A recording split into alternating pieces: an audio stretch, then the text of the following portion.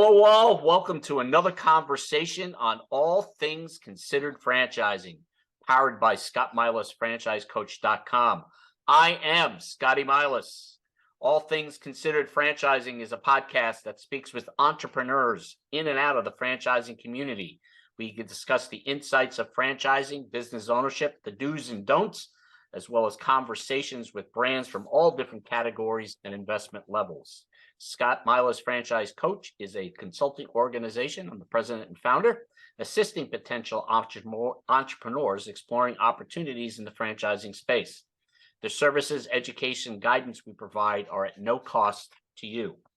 Today's guest, one of the, I think, rising stars in the franchising industry. I mean, I've been around a long time, and I think the industry is just getting younger and younger, but there are some really what I call top gun, young gun developers, people who really have their hands or fingers on the pulse of the industry. And our guest today is Matthew Karahalios, Director of Franchise Development with Buzz Franchise Brands. And we'll get into that in the middle a little bit more. But Matthew, welcome aboard. Hey, glad to be here. Thanks for having me on, Scotty. I appreciate it. Well, thank you for taking some time here. We want to chit chat. You have an interesting background, Matthew. Obviously, you started out as a specialist in the vehicle automotive industry. You got introduced into the franchising space by a friend of yours, if I did my research correctly. Yep. You were part of Driven Brands. You were on their development team, an organization that focuses on the automobile industry. I can kind of see the connection there with the company you were with before that. But then you left there and went off and helped build a pretty well-known,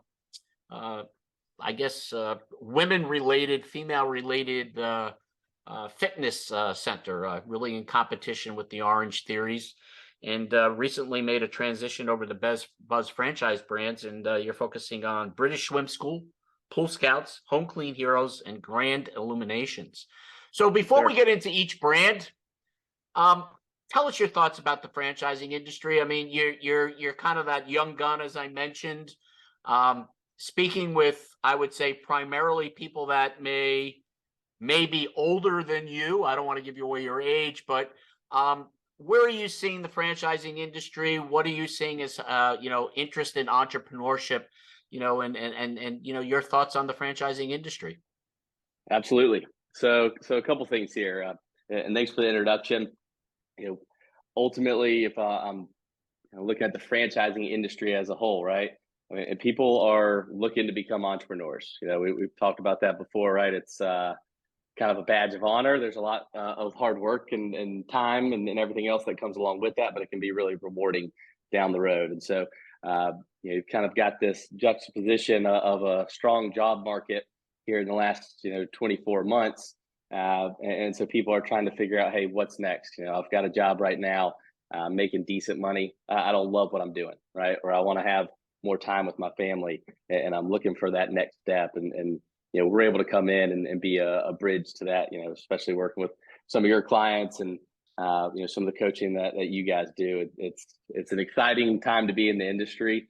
Ultimately, for me, I grew up working in the restaurant business. My dad and my family have owned restaurants and catering businesses for a long time, over the last 75 years or so. You earned your stripes, that's for sure. I did. I've got some burns on my hands and forearms from washing dishes back in the 6th grade, bussing tables. And so I grew up around working in a family business, and wouldn't have traded that experience for anything looking back on it. And so specifically where a franchise can come in and really help an entrepreneur, whether they're later in their career or earlier in their career, is providing marketing support, put together a game plan, operational support, training, a network of peers that me and my family did not have, as we were kind of building up our business. My dad was kind of your typical stubborn Greek guy, and probably wouldn't have been the best franchisee because he wants to do things his own way and not recreate a system. But there's a lot of smart individuals out there now that they're looking for a playbook. They know they can go out and on it, and that's where we can come in and really help. Yeah, you're talking about your dad, and my dad's not Greek, but you're really kind of giving me this vision of my big fat Greek wedding. The dad and that stereotype, and I think one of the things about being a consultant, and there are a lot of consultants that try to stay away from food, but food. If you've been in the food industry, even as a kid working in college or in high school, it builds a lot of character because it's not hard work, it's long work, and it develops a lot of thick skin, I think. And again, if your father taught you, then you came out on the right end, because it's a service-based business and it's all about the customer. But um, Yep. you and I were talking before we hit the record button here about some of the reasons to get into a franchise, or looking at a franchise. You and I were kind of chuckling that we've heard all the stories on why someone wants to get into a franchise or be an entrepreneur, but in some cases those are all the wrong reasons, and that's what we were chuckling about. What are you seeing? I mean, obviously there is that, the wealth. I want to build my own wealth, and I think there's that primary reason. But are you seeing any swing or anything that stands out on why people are making this move, or at least I'm seeing a lot of people investigating it now, more than I've ever seen before. Maybe you can share some points on what you're seeing as far as why people are knocking on the door for entrepreneurship at this point. Yeah. People, a common theme of conversations that I've been having recently is, hey, I'm looking for freedom. And a lot of people kind of will think of financial freedom and dollar signs and everything else. But really what, it seems like the majority of people are looking for are the freedom to spend time with their family when they want to, or go on a quick vacation to the beach, whatever it may be. They want to own their schedule, and ultimately they want to have control of their decisions and everything else. And so we're seeing a lot of people that maybe during the pandemic went totally remote and they were working from home and getting to spend a lot more time with their family. Now they're back in the corporate office or corporate setting, and kind of realizing, hey, is this really what I want to do for the rest of my life? And so, Yeah. sometimes these are really high income earners that are, you know, they're making a great salary, but they're willing to take a risk and do something else. Right. Yeah, because there is the risk reward. It's really funny. I was talking to somebody. I was at a trade show this past weekend, in New Jersey, New York, New Jersey area, and setting up a booth. And I was talking to somebody, and somebody I was talking to who was trying. We were having a conversation on what their why was. Why they wanted to do this, and it was an interesting conversation, because the comment back to me was is that I want to be able to say no, I don't want to work today. And I thought that was pretty clever, just that flexibility of being able to say no versus being able to go in and having to submit a time off request or ask your boss, can you work from home? So I think you're right. The pandemic opened a lot of doors to the quality of family time, and the quality of life can be more important than that, paycheck. I mean, look, revenue is important, income is important. We Sure. all want to pay our bills. So let's talk a little bit about Buzz Brands. We're talking to Matthew Karahalios, Director of Franchise Development for Buzz Franchise Brands. Buzz Franchise Brands is a what we call a franchise sales organization, sometimes known as an FSO in the franchising industry. And what they do is they take onboard some brands and help them develop. You're doing a lot of work. I know we're working together on a project right now with British Swim School. So why don't we start off there? Tell us a little bit about British Swim School, because it's kind of it's really a very important element to the life cycle, especially at an early age, and even to adults, when it comes to teaching people how to swim. Absolutely. And I'll touch on Buzz real quick as well.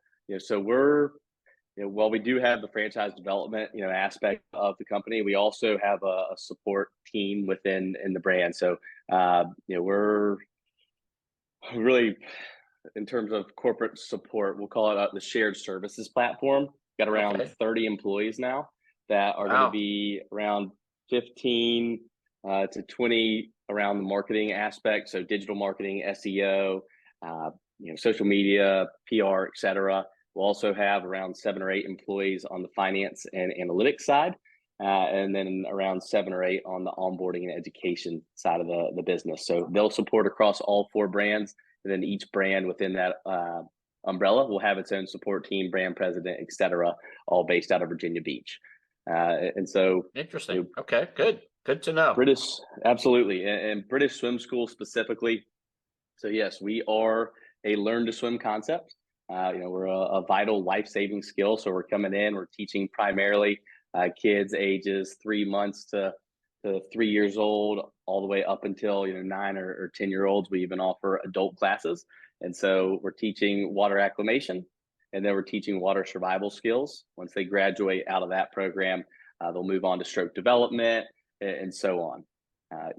One of the really unique things here is when you're thinking about a learn to swim model or swim lessons in general, you're thinking, all right, it's going to be $2 million, $1.5 million. Right. To go out, build a pool, and you have to maintain a pool, which is not fun.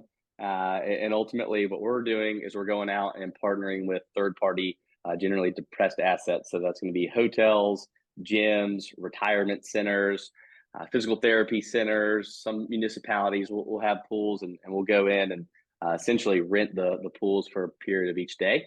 And so it allows us to remain asset light, allows us to get our doors open in 90 to 120 days. Wow, that's good. Quick. I say doors metaphorically, but and allows the franchisee to scale within their territory. Hey, if things are going well at pool number 1, you can add a second pool, you can add a third pool.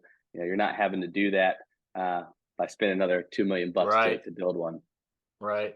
So let's take a step back on Buzz, because I think it's interesting. I said, I was having a conversation a couple of weeks ago about the structure of FSOs and the importance they're starting to play within the development of building emerging brands and getting people to come in and invest in the business. But, it sounds like the infrastructure, which I think is the most important thing in a franchise system, because it's one thing to invest in it. You sign your agreements, you pay your check, but now it's kind of like, okay, where do I go from here?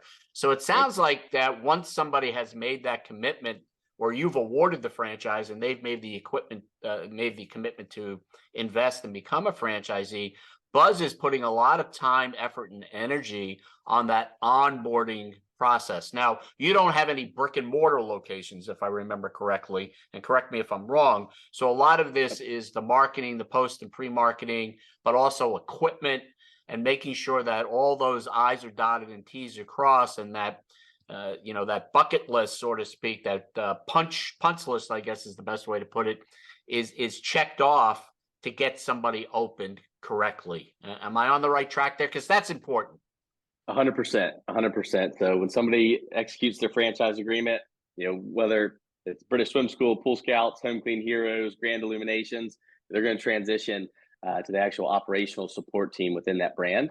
So they'll have somebody that essentially operates as a franchise opening specialist and is there to walk you through each step of the opening timeline, whether that's securing your first couple of employees, attending business training, attending technical training, etc. And then we're going to help you through the actual launch of the business, and then support you once you're up and running.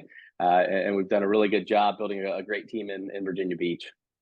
So when you look at British Swim School, are we looking at people that are interested in this concept with young children that are looking to build a business, or are we looking for that, or are we seeing that corporate executive, that refugee from corporate America? I mean, does it serve both models? Someone that it sounds like there's got to be that sales aptitude, being able to network, be able to get involved in finding pools to rent the space. I mean, is there a lot of that sales aptitude in this in the British Swim School, or any of the brands, I mean, for that matter? Yeah. Great question. I would say that it's always a plus, right? And that's probably true of a lot of businesses, but it's definitely a positive thing, especially the relationship building within the community. So whether that's the local, charity, schools, just any kind of organization that has young children associated with it, being able to be out there and ambassador for their business or the brand always is a good thing. I would say that we do have both from a corporate refugee perspective, along with somebody that, maybe has a passion to work with young kids. I Right. think where sometimes people get a little caught up in British swim school specifically is they think, well, do I need to have a passion for swimming, aquatics, lifeguarding, et cetera? And you really don't. The key thing that we're looking for is the ability to manage people, and that's your team and Yes. employees, and then ultimately build out that community awareness to your point. You bring up a great point, Matt. A lot of people, the perception is that you have to have industry experience to considerable industry experience to get into a franchise. So if you use British Swim School as an example, that again, a passion for swimming, know how to swim. I've been a lifeguard. Again, that helps. But Sure. in reality, most franchisors would would rather you not have a lot of industry experience because they don't want you to come in with any preconceived notions about how to run a business. They want you to come in and be able to learn the systems and the best practices that, we talked about the restaurant industry in the beginning, want to learn that menu of services that make a franchisee successful. Exactly right. Exactly right. We definitely have some franchisees that grew up around the water, and that's awesome. But you're exactly right. It's certainly not a prerequisite. We kind of joke around, hey, you certainly can't hate working with kids in this business, Right. because that's a deal Well, it's like the that's a pet deal breaker. industry. You're right. You're right. You got to have, yeah, you got to like being around kids. You're absolutely right. And managing people. Pool Scouts is an interesting brand. Another one of the, a home service type business. Want to tell us a little bit about Pool Scouts? I mean, the clock's ticking down here, but I just want to make sure we get in some of the other three brands, Pool Scouts. What can you tell us about Pool Scouts? Absolutely. So Pool Scouts is going to be residential pool cleaning and maintenance, and so we're focusing on the home. Really, what we're coming in and doing is professionalizing the pool industry to a certain degree. And what I mean by that specifically is marketing support, branding, customer acquisition. That's the key. I mean, we can be very specific in targeting who our customers are, right? Typically 80,000 average household income, with an in-ground pool in their backyard. We can get access to those permits and identify, where these pool owners are. So getting the phone to ring, making sure that we're answering the phone call when it comes in, Right. securing that first appointment, and really helping create that business and aggressive launch. So it's all about recurring customers. We're typically weekly, in some cases bi-weekly visits. And the one thing I love about this business is the more times that we visit a home, the more efficient we get. We Right. know that Sparky the dog, if he's in the backyard, it's okay. He's friendly. We know where the pool pump is. The cleaner the pool is, the less time we're Right. spending there in the long run. And so it's the ideal candidate in this brand is going to be somebody that can manage labor and manage customer acquisition costs. Yeah, That's wants to get their hands a little dirty a little bit, maybe once in a while. One of the yeah. preconceived notions about the pool scouts concept or the pool industry is that you have to be in a 365 degree, 365 day warm weather client. When in fact, and correct me if I'm wrong, Matt, that the businesses that really do well in this category are the ones that have that are in the four seasons. That it's two seasons versus all four being the pool open. Is that correct? I mean, Yeah. That's a great point that you bring up, and it is definitely a preconceived notion.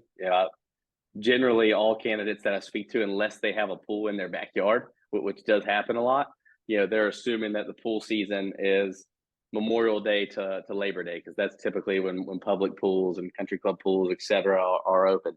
And in reality, the residential pool market, so to say, is open sometime in some cases February, early March. North Carolina, South Carolina, that seems to be more of the trend here recently. And you might keep the pool open all the way through November, or in some cases year round. The way the pool pumps are manufactured now, they have indicators that when the water gets below a certain temperature, they can kick on a Right. heater, etc. Right. And so it's a large opportunity for us. In the more seasonal markets, there are going to be revenue opportunities, and that's opening the pool in the spring, closing the pool in the late fall, early Right. winter. Right. And so because of those bookends of business, there's doesn't affect cash flow as much as people may think. Right. And you added Grand Illuminations to the kind of the portfolio to help the franchisees with an additional revenue stream. We call it holiday lighting, putting up, taking down holiday lights during the season. Real quickly, I mean, tell us a little bit about the connection to that, to Pool Scouts. I mean, are you seeing the Pool Scout franchisee kind of investing in that as well, and now having that 365-day revenue potential opportunities? Absolutely. So that's our newest brand under the Buzz franchise brand's umbrella. So we launched that last year. We've got around just under 15 franchisees. So it's a handful of Mosquito Joe's franchisees, Pool Scouts franchisees, and we're going to start franchising that business to the public, so to say, later this year. And so it is an opportunity to be an add-on service. It's kind of a specific clientele that we're going after, and typically a higher income level customer. And it allows a business like a Pool Scouts or like any kind of mosquito killing or insect control franchise out there, to keep certain staff members on Right. board in their off months and create some pretty nice cash flow during that time as well. Right. And the last one is a category that has a lot of um, character to it, but a lot of people seem to want to push away from it. It's got this I don't know what the word I'm looking for is, but it's not a sexy brand, and that's Home Clean Heroes, but it plays a very, very important role in sanitary, keeping homes sanitary, on a weekly or biweekly basis, right? I mean, am I correct? Absolutely. It's one of those businesses that people might not be rolling out of bed in the morning thinking that, hey, here's what I want to do, here's what I want to start. But it's a business in the industry that is, it's been around for a long time. It's stable. People want to throw around the term recession resistant. It is generally true of this business, and it's all about recurring customers. It's all about marketing to a certain customer that is either a single or sometimes dual income household that has some stability in terms of employment, and create a lot of predictability over the long run. It's a long-term wealth generator, and that's there's no better way to put it here. For us, we've tried to differentiate a little bit in a sea of pinks and greens, and in the term maize, Right. et cetera, thrown around in a number of different capacities. So we're Home Clean Heroes is the name of the brand. We've partnered with an organization which is called the First Responders Children's Foundation. So internally, we'll call our program Heroes First. So every time that we go out and clean a home, our franchisee is donating 50 cents to the First Responders Children's Foundation. We match that Wow, from the great. corporate office. And so we're able to give back as we're cleaning homes. And it's been a really good opportunity for our franchisees to connect in their local community, give back, and ultimately drive some good press to their business. Right. Matt, last question for you. We're talking to Matt Karahalios, Director of Franchise Development for Buzz Franchise Brands, representing British Swim School, Pool Scouts, Home Clean Heroes, and Grand Illuminations. Matt, best advice that you can give somebody for not going into becoming an entrepreneur or not investing in a franchise? I mean, I've always looked at, and I say this every time I have one of these podcasts, there are two types of entrepreneurs. There's the process entrepreneur, which is the person who can follow a process and is really ideally fits well with franchising. And then there's the visionary entrepreneur, the person who really wants to develop all the bells and the whistles. And that's the person I typically say really doesn't belong or should really kind of step foot into the franchising industry, although you never know. But is there anything out there, I mean, as someone's thinking about it, on what you could tell them, don't do it if, and if you're really thinking about it, this is what you should be thinking about? Yeah, that's a great question. There's a couple things that come to mind, right? Number one is, hey, if you're looking to get rich quick, there's definitely stories and examples out there of people doing that, and most of the time those franchisees are people that are sales or marketing backgrounds, aggressive, and they're maybe at the right place at the right time. This is something that, hey, we want to partner with somebody who's looking to build a long-term relationship, and is, approaching their business in that capacity. It's over the last, I guess I'm getting close to 10 years doing this. But you don't have any gray hair yet, Matt. You're young. not that you can see, at least. My two kids have certainly started to expedite that here recently. But I think people coming into a franchise model, and it's okay to innovate. It's okay to have good ideas and pass those along to people, but let's get your core customer base in a really good spot first, and then let's start innovating and trying new things. Yeah. And so you're going to spend all this money, you're going to pay for support, utilize it. That's what it's there for. Nope, you're absolutely right. You are absolutely right. And I think what you just said before is absolutely 150% accurate. Investing in a franchise or investing in a business isn't a get rich quick scheme. It takes work. I mean, you have to build up your business. I've always used the analogy that if you're earning X, how long did it take you to get to X? So why would you think that if it took you, 5 years, 10 years, 15 years to get to a point at X in your career, why all of a sudden you sign your franchise agreements and pay your fees, that all of a sudden you're going to be earning X? You got to, franchisors support you. Buzz brands support you. They don't run your business for you, and they don't go out and, quote, get you clients. There's a lot of hard work involved in this, and that's why there are people that succeed, because they're willing to put the hard work in. But then again, the people that don't follow the system and don't put the hard work in, those are the people that, they're backpedaling, they're swimming upstream. So we've been talking to Matt Karahalios. I think I said it right. Nicely done. Director of franchise development for Buzz Franchise Brand. Matt, real quickly, what is the best way for somebody to get a hold of you if they have any questions about the 4 brands that we talked about today? Absolutely. So you can reach me on my cell or mobile, 336-300-6384. Email address is going to be mkarahalios. Maybe we can put that in the we'll have a look. Yep, we'll have that up on the comments. Yep. mkarahalios at buzzfranchisebrands.com, or just go to our website. All of our brands are hosted there, and then separate brand pages. And we have my contact information there as well. Great. Well, this is Scotty Milas, your host for All Things Considered Franchising, powered by scottmilasfranchisecoach.com. If you are considering business ownership and would like to learn more about the steps of investigating and researching and educating yourself on a franchise, feel free to reach out to me at 860-751-9126, or you can email me at scott@scottmilasfranchisecoach.com. And of course, visit my website, scottmilasfranchisecoach.com. So again, this is Scotty Milas. Until next time, this has been All Things Considered Franchising.